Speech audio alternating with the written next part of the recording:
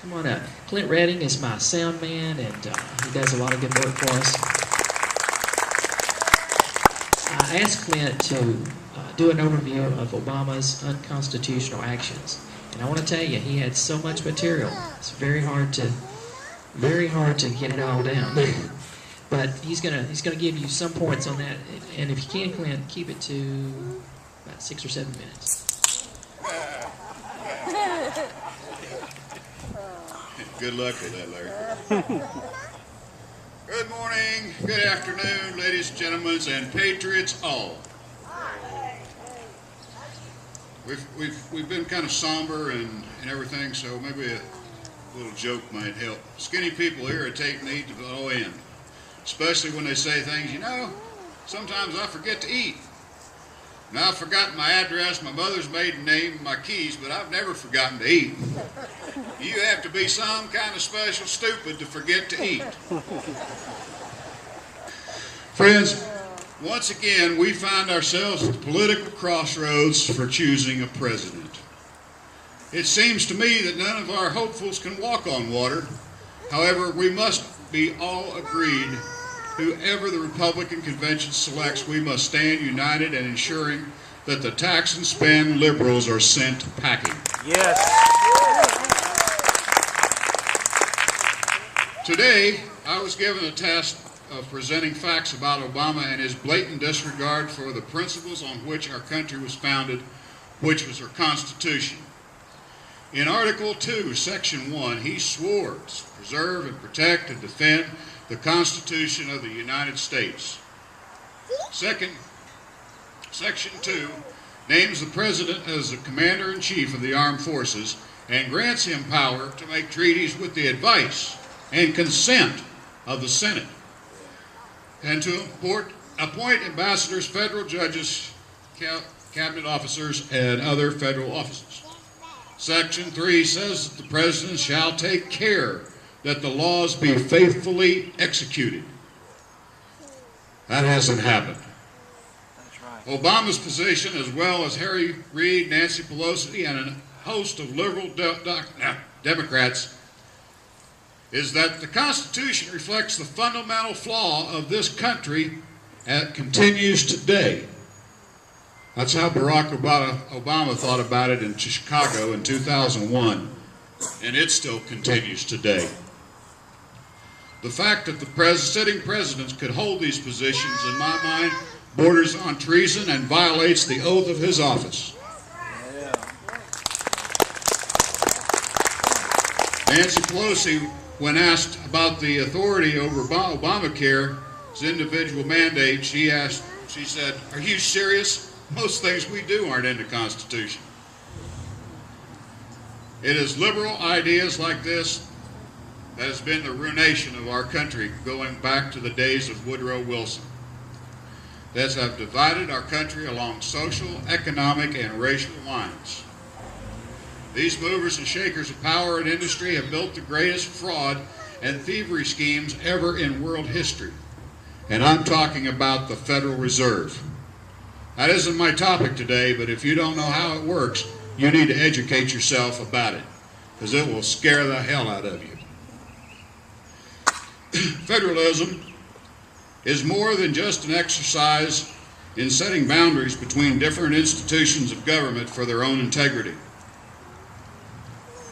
By denying any one government complete jurisdiction over all concerns of public life, federalism protects the liberty of the individual from an arbitrary power. If the federal government acts outside the scope of this delegated and carefully enumerated powers, then he is no better than an armed mob. That was said by Justice Anthony Kennedy. In his 3 years and 4 months in office, Obama has compiled a spectacular record of non-compliance with the Constitution. Here are just some of the ways his administration has failed to execute the law while using raw, unauthorized power.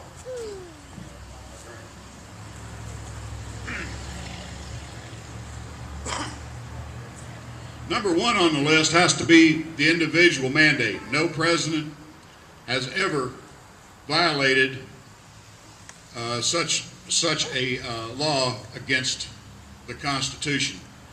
This would require every American to purchase insurance on penalty of civil finance. If it is allowed to stand, Congress will be able to impose any kind of economic mandate as part of a national regulatory scheme. Fortunately, the Supreme Court has a chance to strike down during this current term.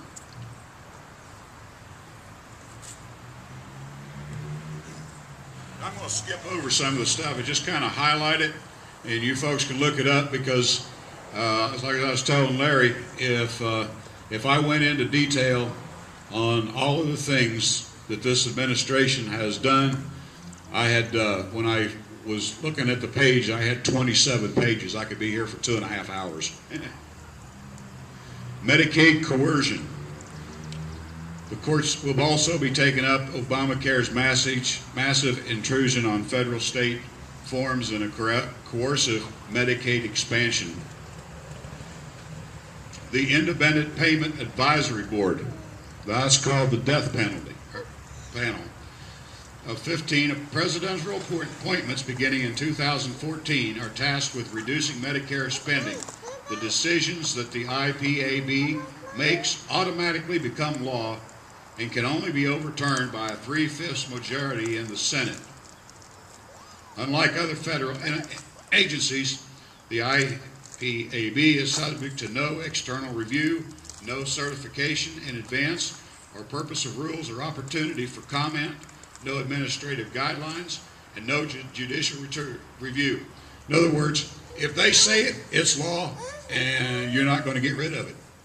So if they want to cut Medicare or your benefits or anything else that has to do with commerce, they can cut it, and there isn't going to be any question.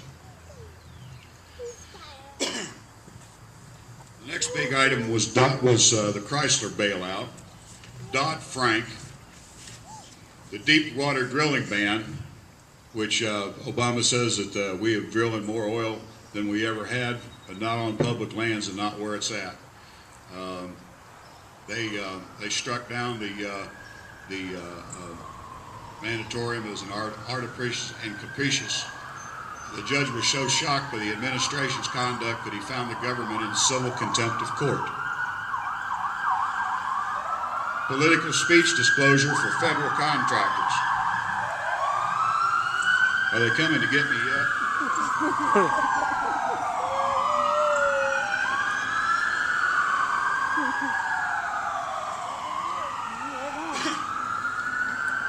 Taxing political contributions and the graphic tobacco warnings.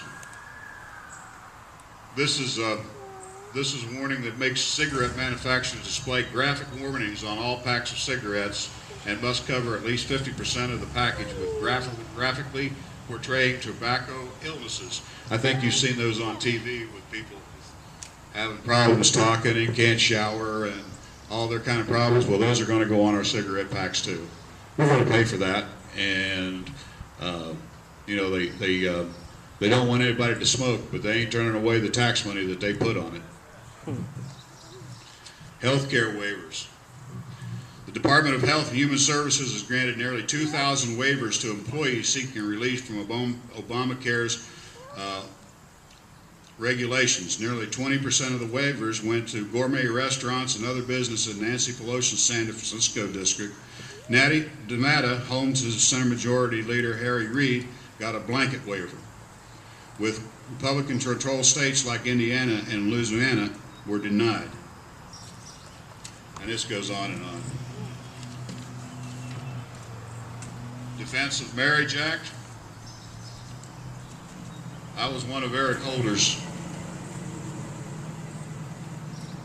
propositions. They won't defend our Marriage Act, but they want to appease the gay lobby. Under the 15th Amendment, Mr. Obama and Justice Department has effectively become a race-based enforcement unit. After the new Black Panthers members were caught taped intimidating voters in Philadelphia in 2008, the Justice Department declined to defend the convictions and sent the message to the baton-wielding thuggishness on Election Day as no big deal. Former Justice Anthony J. Christian Adams, who laid out the case before the U.S. Civil Rights Commission, described the administration's dismissal of charges as lawless hostility toward equal enforcement of the law. No wonder the Democrats don't want a voter picture ID. I'm almost there. Illegal immigration, nobody wants to talk about that. But the Obama administration has ignored the illegal actions of sanctuary cities and sued the state of Arizona in July of 2010 for enforcing federal law. Then last month, the administration announced a new policy that in effect ends the DREAM Act, the bill Congress failed to pass. So Mr. Obama is ignoring the current federal laws while creating rules based on law that's never passed. You all know about cap and trade. The Fifth Amendment. The Constitution guarantees that no one is deprived of their property without due process of law or just compensation. The National Labor Relations Board absurd order to the Boeing Company not only to not open the newly built $750 million Dreamliner facility in a right-to-work South Carolina because the union in Boeing's home state of Washington objected, violates that guarantee. Seriously, when the government agency has ever tried to dictate where a company makes its products. I don't ever remember that happening. No.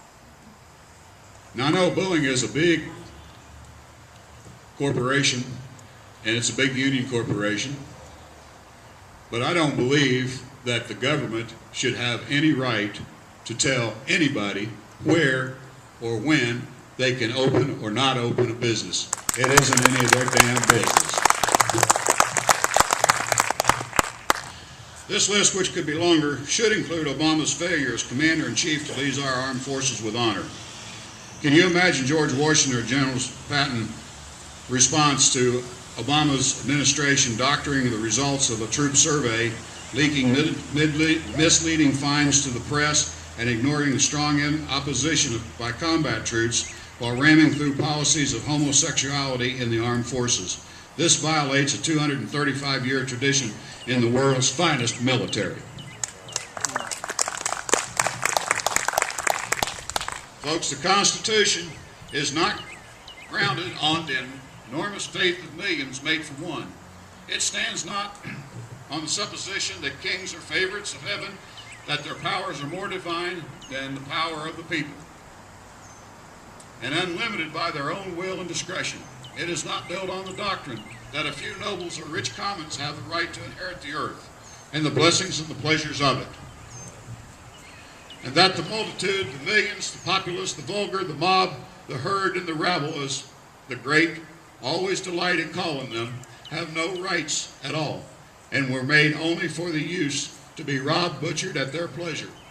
No, it stands upon the principles that the meanest and lowest of the people are by the unalterable, indefensible laws of God and nature as well entitled to the benefit, to the air to breathe, the light to see, the food to eat, and the clothes to wear. As nobles or kings, all men are born equal. Where was John Adams? A constitution of government once changed from freedom can never be restored.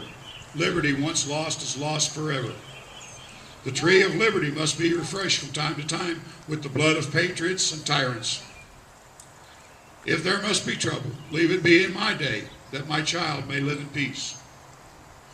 It does not take a majority to prevail, but rather an irate, tireless minority, keen on setting brush fires of freedom in the minds of men. If you love wealth better than liberty and tranquility of servitude, that the animating contest of freedom go from us in peace. May your chains sit lightly upon you, and may your prophet, may possible forget that you are one of our countrymen. Give me liberty or give me death. Our cause is noble, and it's a cause of mankind. These are words of Thomas Jefferson, Samuel Adams, John Adams, and Thomas Paine.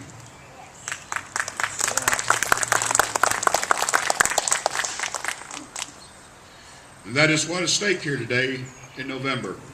If we, the people, allow Barack Obama and his rabble leftist progressive Democrats to stay in power, there is nothing to stop them from instigating their cabal of socialistic New World Order. One in which you will go where you are told, do what you are told, think as you are told, and if you don't, you will be a criminal in their Mao Stalin or Linsky heaven. Already they have passed laws that will black box every car in America in 2004. As I see it, the omnipotent dirtbag tyrant Obama wants absolute power to decide law when we go to war, who our enemies will be, and how much debt we will be in, and down to who will live and who will die. Right now, he's one election away or one major crisis fulfilling his big brother dream, and it's up to you and me to stop it, to stop the progressive storm that is coming and coming fast. Barack Obama is a violation of freedom, and it's time for him to go. I have one last word, and that's eliminate the Fed, the EPA, the GSA, arrest Tucker Holder and Janet Napala and Barney Frank. Those are my opinions, and I value yours.